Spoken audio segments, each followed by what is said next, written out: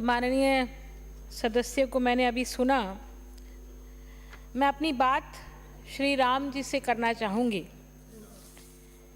राम राज्य में अर्थव्यवस्था बहुत सुदृढ़ थी, क्योंकि वहाँ व्यक्ति के विकास के लिए धनोपार्जन पर तो जोर था, पर अर्थ पुरुषार्थ धर्माधिष्ठित हो इसकी शर्त भी थी।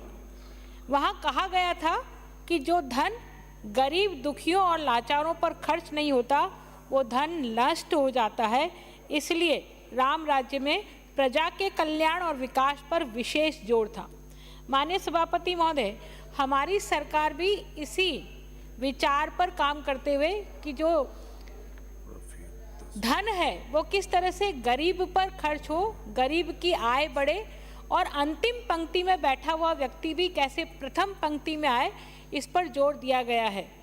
हमारे भारतीय जनता पार्टी के संस्थापकों में से रहे पंडित दीनदयाल उपाध्याय जी का एकात्म मानववाद इसी पर आधारित है कि हम अंतिम पंक्ति में बैठे हुए व्यक्ति को भी मुख्य धारा में लेके आएं और प्रथम पंक्ति में लेके आएं।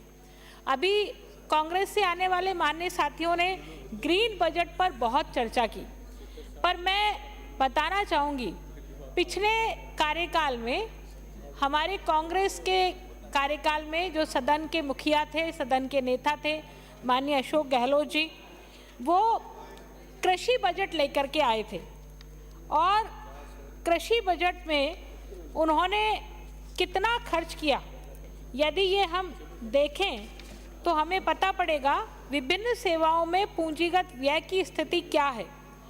सोशल सर्विसेज में जो बजट रखा गया था 2022-23 में, 23-24 में, उसका सिर्फ हमने 62% ही खर्च किया।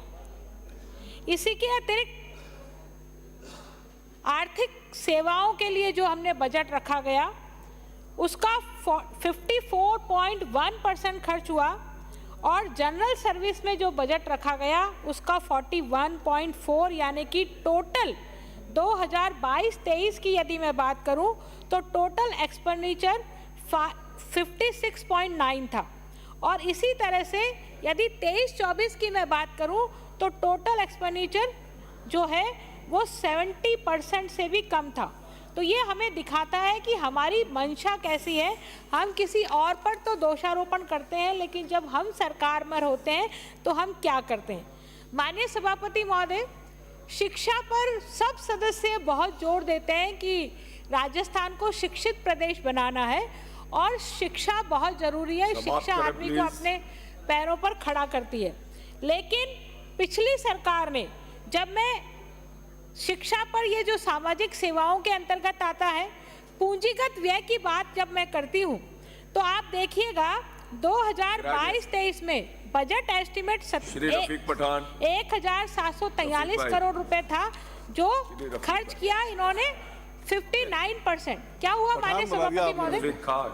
क्या हुआ सभापति महोदय? माननीय सभापति महोदय क्या हुआ? आप बोलने नहीं दे रहे। और फाइनेंस बिल पे बोलने का मौका दिया, मैं आपका प्लीज दिल की गहराई से शुक्रिया अदा करता हूँ। नाम ही क्यों पुकारा, फिर नाम ही नहीं पुकारते आप। गरीब शहर तो फाके